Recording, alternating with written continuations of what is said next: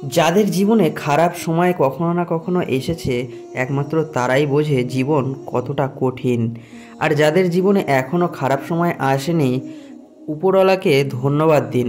তবে খারাপ সময় প্রত্যেকটা মানুষের জীবনে এক না এক সময় আসবেই, কিন্তু এই সময়কে কাটিয়ে ওঠার জন্য কিছু অনুপ্রেরণামূলক উক্তি আপনাদের কাছে শেয়ার করছি এই ভিডিওতে।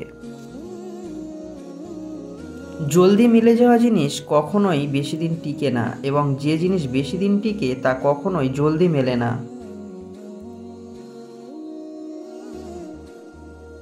আমাদের সবথেকে বড় দুর্বলতা হলো কাজ শুরুর পূর্বেই হার মেনে নেওয়া।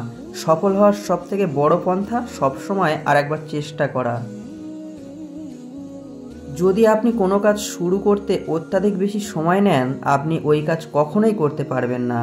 তাই বুদ্ধিমানের কাজ চিন্তায় বেশি সময় ব্যয় না করে ওই কাজকে আজ থেকেই শুরু করুন।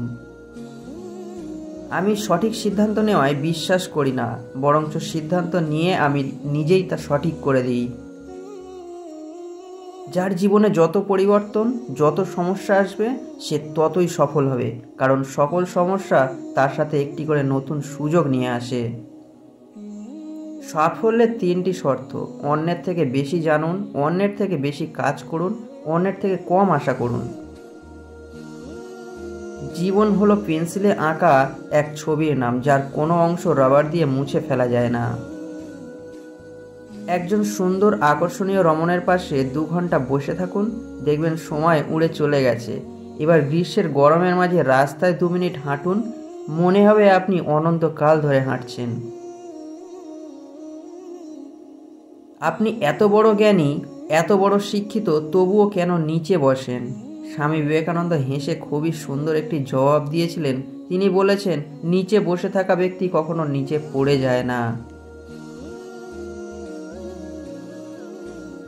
যদি আপনি অনেক বড় সফলতা অর্জন করতে চান, তবে ব্যর্থ হওয়ার জন্য তৈরি হয়ে যান, কারণ বারবার ব্যর্থ হওয়ার পরেই নিজের দুর্বলতা জানা যায়, এবং দুর্বলতার সমাধান করেই বড় সফলতা অর্জন করা যায়।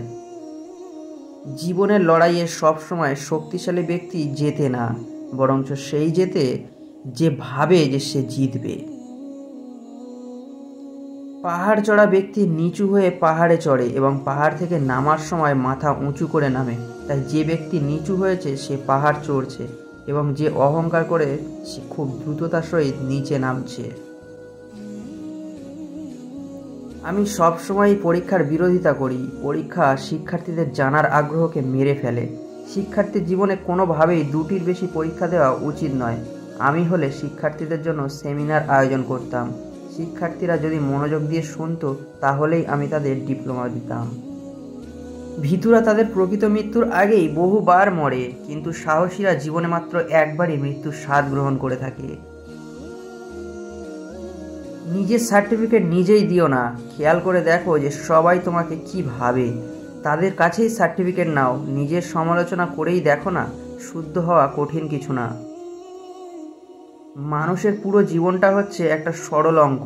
যতই দিন যাচ্ছে ততই আমরা তার সমাধানের দিকে যাচ্ছি।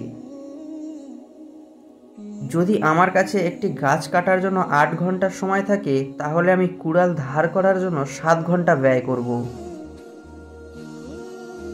যে জাতি তার বাচ্চাদের বিড়ালের ভয় দেখিয়ে ঘুম পাড়ায়, তারা সিংহের সাথে লড়াই করা কিভাবে শেখাবে? যারা পানিতে ডুবে যাওয়ার ভয়ে তার সন্তানকে ডোবায় নামতে দেন না, কিভাবে সে সন্তানকে আটলান্টিক পাড়ি দিতে দেবে? আলোতে একাকী হাঁটার চেয়ে বন্ধুকে নিয়ে অন্ধকারে হাঁটা উত্তম। যখন তোমার পকেট ভর্তি টাকা থাকবে, তখন শুধুমাত্র তুমি ভুলে যাবে যে তুমি কে। কিন্তু যখন তোমার পকেট ফাঁকা থাকবে, তখন সমগ্র দুনিয়া ভুলে যাবে তুমি কে। ভিডিওটি কেমন লাগলো বন্ধুরা? আদেও কি এই ভিডিওর কথাগুলো আপনাদের ভালো লেগেছে? জীবনে কি কাজে লাগতে পারে? অবশ্যই কমেন্ট করে জানাবেন।